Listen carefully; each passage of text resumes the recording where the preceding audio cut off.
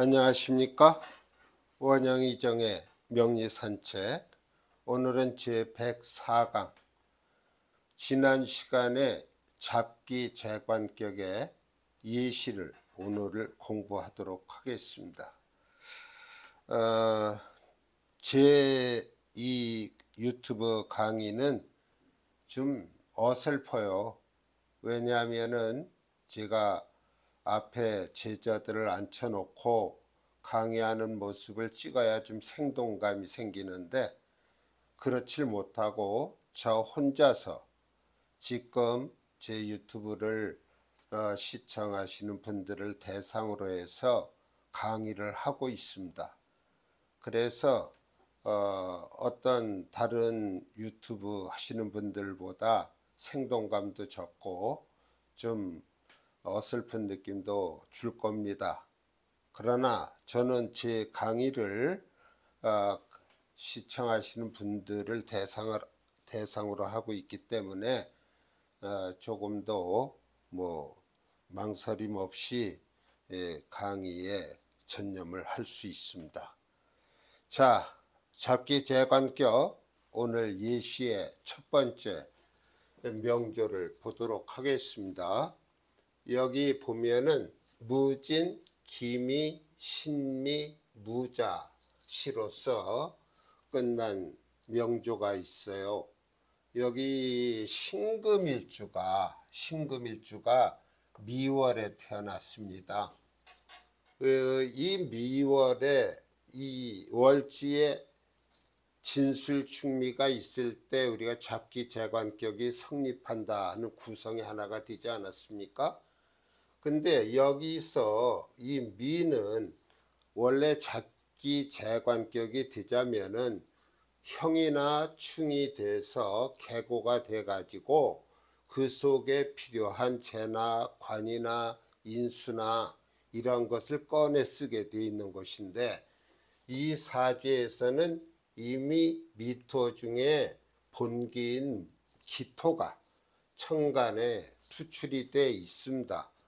그래서 이 계고가 되지 않았더라도 이 투출이 되어 있기 때문에 이 기토를 사용할 수 있는 거죠. 이 자체로서 본다면은 우리가 일반 그 내격에서 보면은 이 투출한 것 중에서 본기로서 격을 잡게 되면은 이것은 토생금 해서 편인격이 됩니다. 편인격이 되고 그 다음에 신강신약을 가려서 우리가 용신을 잡게 되어 있지 않습니까? 그래서 이 금의 신강신약을 가려보니까요, 위에 전부 이러한 토의 세력으로 되어 있어요. 그러니까 이렇게 놓고 보니까 토가 너무 많습니다. 신금의 인수를 이루고 있는 그 토가 너무 많다 보니까 여기에 제가 써놨어요. 토다 금매라. 토가 많아서 금이 매몰된다. 다시 말하면, 바꿔 얘기하면 이 토라고 하는 것은 신금의 인수가 되지 않습니까? 인수가 많아서 결국은 이 신금이 그 많은 토에 묻히고 만다. 우리 인간 생활에서 이렇게 인수가 태왕한 사주를 만나게 되면은요, 그 일간은 마마보이가 되어버립니다. 의타심이 강하고 자기 스스로 뭘 할 줄 모르고 이러한 오히려 과한 생이 그 일간을 망치는 그러한 결과를 가져오게 됩니다. 여기에서 이렇게 토대학 금매가 돼서 이 태왕한 사주가 되어 있어요. 이렇게 태왕한 사주일 때 이 사주는 설기를 할 수밖에 없는 겁니다. 관을 쓸 수가 없어요. 관을 쓰고자 해도 전부 이 진의 을모, 미의 을모, 위에 을목, 이것은 계고가 되지 않으면 꺼내 쓸 수도 없을 뿐만 아니라 전부 중기쯤에 해당하기 때문에 기 자체도 약합니다. 그래서 천상 금생수 이렇게 우리가 설기가 되어야 되는 것이죠. 이때 이 자라고 하는 설기력이 그렇게 강하지 않은 듯 보이지만 여기서 이 자가 이 진과 자진 수국을 이루어주는 맛이 있습니다. 그래서 충분한 설기력을 갖고 있다고 볼 수 있어요. 사실은 이 사주는 잡기 재관격에 적절한 예라고 볼 수는 없습니다. 왜 그러냐 하면 잡기 재관격이라면은 그 월지에 있는 고로부터 관이 됐든 재가 됐든 그것을 꺼내 쓸 수 있어야 되는 것 아닙니까? 그게 아니고 여기서는 자수로 설기를 해야 되는 사주가 됩니다. 제가 이 명조를 예로 올려놓은 것은 이렇게 잡기 재관격이라고 하더라도 그것이 일반 내격으로 들어갔을 때와 거의 같은 상태일 때는 특별하게 잡기 재관격이다, 그렇게 명칭을 붙일 이유는 없다는 것입니다. 그래서 이 사주에서는 이 자수가 용신이 되기 때문에 여기 운을 보면 좋아요. 신유운에는 이 자수를 생해주는 시신운이 되겠고, 여기 해자운이 될 때에는 용신운이 돼서 이 명조의 주인공은 이런 얘기를 할 수가 있어요. 유병이라야 방이 귀라. 병이 있어야만 바야흐로 귀하게 된다. 이게 인수가 태왕한 것이 병이에요. 그래서 이 병을 치료하려면 운에서 모군이 야군이 와서 그 약의 노릇을 할 때 오히려 속성속발하는 그런 면이 있습니다. 여기서는 목을 쓰지 않고 자수로 설계하는 것으로서 이 명조의 주인공은 높은 자리에까지 올랐다는 그러한 명조가 되겠습니다. 유병이라야 방이 기다. 이때의 이 말은 약이 있어야 한다, 약이 있다라는 전제하에서 가능하다 그렇게 볼 수 있어요. 그 다음에 이 두 번째 사주는요, 임수일주가 축월에 태어났습니다. 그래서 이 축 중에 계신기가 있는데 역시 기토가 천간에 투출되어 있기 때문에 개고할 노력은 필요치 않습니다. 이 사주도 가만히 보니까요, 임수일주인데 토가 이렇게 왕하게 놓여 있어요. 그러니까 토가 이렇게 관살이 태왕하니까 수가 혹시 심한 극을 받아서 굉장히 곤경에 처할 것 같습니다만 이 수는 종이 되지 않습니다. 왜냐하면 이 진에 자신의 신고에 뿌리를 내리고 있고요. 그 다음에 여기 유금이 있고 이것이 유축이라고 하는 금국을 형성하고 있습니다. 그래서 이 사주는 여기서 금생수가 되는데 그래도 신약하지 않느냐. 물론 신약합니다. 신약한데 여기 이 토들이 금을 생하고요. 이 금이 유금이 수로 들어가서 이 사주는 살인 상생격이 되는 겁니다. 살인 상생.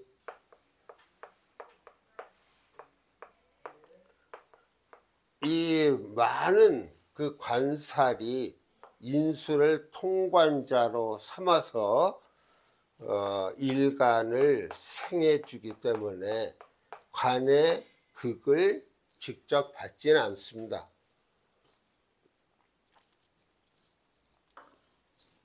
이 사주를 잘못 파악하면 이 혹시 종이 되지 않겠나, 종이 된다면은 종살격이 되지 않겠나 그렇게 생각할 수 있겠지만 양간에다가 여기 유라고 하는 정인이 있고요. 그 마침 정인이 유축 금극을 이루어줘서요.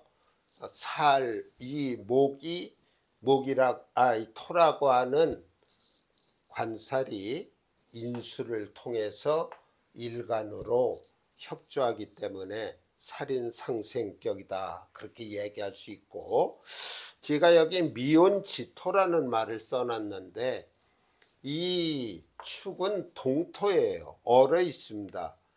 그러나 위에 정화가 떠 있고 이 정화로 인해서 이 토가 미온지토가 됐다. 약간 따뜻한 그러한 토로 변했다. 그렇게 볼 수 있고요. 그 다음에 수의부절이라고 그랬어요. 제가 이 말은 왜 써놨느냐면 혹시 종하는 사주로 오해하실까봐 이렇게 어떤 일간에 자신의 신고를 깔고 있으면은 그것은 뿌리가 없다고 할 수가 없습니다. 그래서 임수일주가 이런 수고들을 깔고 있기 때문에 이 임수의 기는 항상 흐르고 있다. 그렇게 얘기할 수 있는 것이죠. 이 사주는 역시 살인상생으로 보아서 관직에 나아갔던 그러한 사주입니다. 이 사주가